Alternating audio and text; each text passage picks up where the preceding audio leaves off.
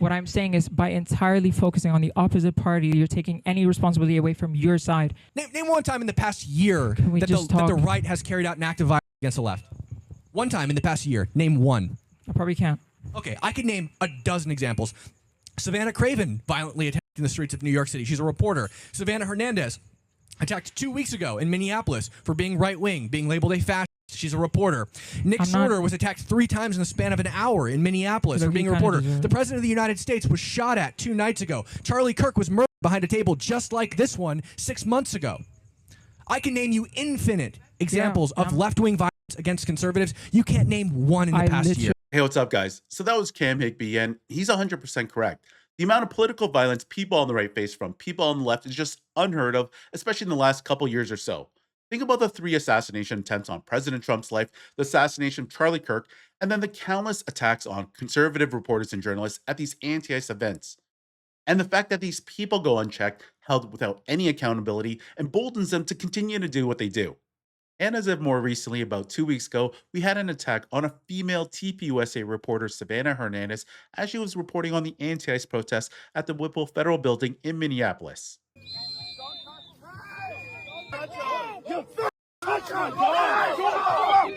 So initial reports did claim that some members of this family did get arrested, along with the daughter's boyfriend, Lorenzo Garcia. But then over the past couple weeks, you had this family going on a media run, going on different platforms and podcasts, talking about how they were the victims. And then you also had the daughter troll the public when she uploaded a video talking about how she was able to walk free and held without any accountability. Currently walking free in a Target to everybody that thinks we've been arrested.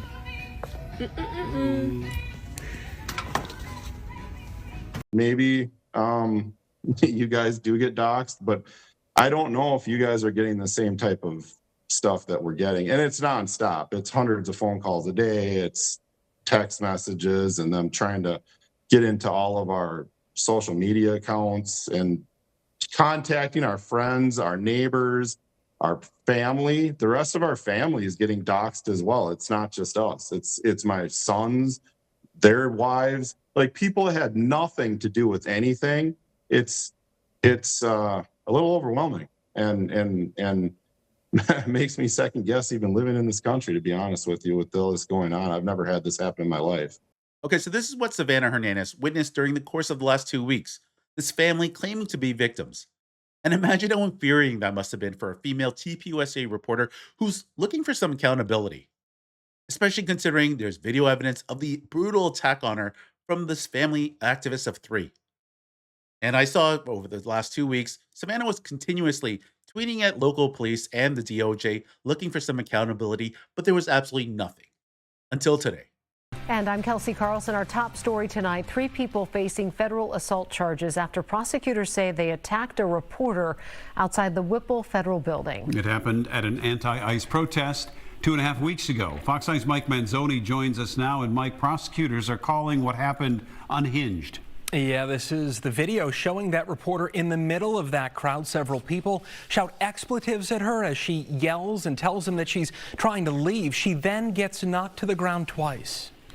Federal prosecutors say the trio, a father, mother, and daughter, went after reporter Savannah Hernandez because she works for the conservative organization Turning Point USA. Chris, Deanna, and Paige Ostroushko all face federal assault charges. Now, Chris and Paige also each face a count of interfering with a federally protected activity. In an interview last week, Chris claimed that he was just trying to defend his wife and daughter. The family claims Hernandez punched Paige twice, and Paige, they claim, pushed her to defend herself. Now, in a social media post earlier today, Hernandez, that's the reporter, thanked the Justice Department as well as the FBI for their work on this case. Also today, Hennepin County prosecutors announced an assault charge against the father in this case. They say they do not at this time have enough evidence to charge anyone else. Randy? Okay, so finally, we get some accountability, and I'm all for it. Because like I said earlier, if there's no accountability, these terrorists, because that's what these people are, will continue to terrorize conservative voices. And I really hope this sends a strong message to those other leftist lunatics that this type of violence and savagery will not be tolerated. And shout out to the new Attorney General Todd Blanche for making this happen, because in the short time he's been in office, he's done way more than Pam Bondi. I mean, just in the last 2 weeks alone, we had federal indictments on the SPLC and the raids on the 22 Minnesota daycares that were committing fraud. Anyway, so that said, I want to go back to the end of that news clip because I don't understand how Hennepin County only found video footage that supported charges laid against the father. What about the mother and daughter? Because the mother was waving a dildo at Savannah's face and then approached her very aggressively after Savannah and her daughter, Paige, got into a tussle. And then the video footage of Paige viciously attacking Savannah was pretty obvious. And this just goes to show you what a joke Hennepin County is because there's conclusive video evidence proving that Savannah was attacked by all three members of this activist family. Okay, so now let's turn our attention to the tweet from Todd Blanche.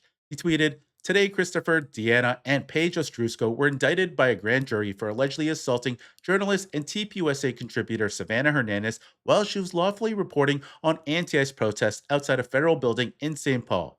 Hernandez was allegedly surrounded, physically assaulted, and shoved to the ground simply because she was identified by the defendants as a conservative journalist. That is not peaceful protest. These deplorable actions as charged in the indictment will not be tolerated in America, and this Department of Justice will always punish unhinged acts of political violence." And this was Savannah's response to the acting AG.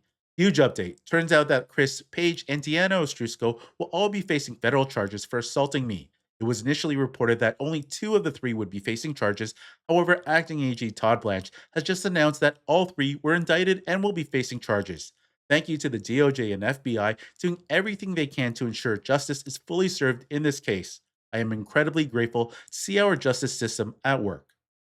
Okay, so yeah, that's how it's supposed to go. You commit a crime and you get charged. And I want to go back to Pam Bondi here because during her tenure as the Attorney General, she's done absolutely nothing. Because there were other conservative reporters and journalists that were attacked by these Antifa thugs and these leftist activists, and she did nothing outside of a few tweets. And I want you to take a look at this clip here of another female reporter, Katie Davis' court, because she was violently attacked by these Antifa thugs and left with a bruised eye. Today, I am sitting here with a black eye and a concussion after being violently hit in the face with a metal pole while reporting outside the ICE facility just this past week. After the attack, I immediately went to 3 Portland police officers who refused to detain the suspect. I took the time to chase down the suspect in the streets, had her held for 35 minutes. I was waiting for Portland police to come, and they never came. Then that's what opened to my eyes to what this group is actually doing.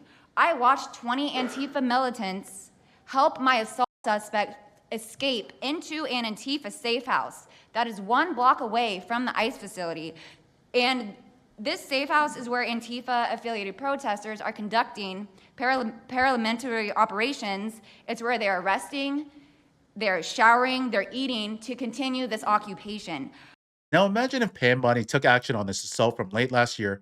She could have easily prevented this attack on Savannah Hernandez from 2 weeks ago, but she didn't. And it wasn't just Katie Davis' court. There was also the 3 attacks on Nick Swartor, who was reporting on the anti-ICE protests from last year. But all Pam ever did was, tweet out a couple threatening tweets like she was going to do something. And now, that said, she's out of the picture, and we have Todd Blanche, who's the acting AG.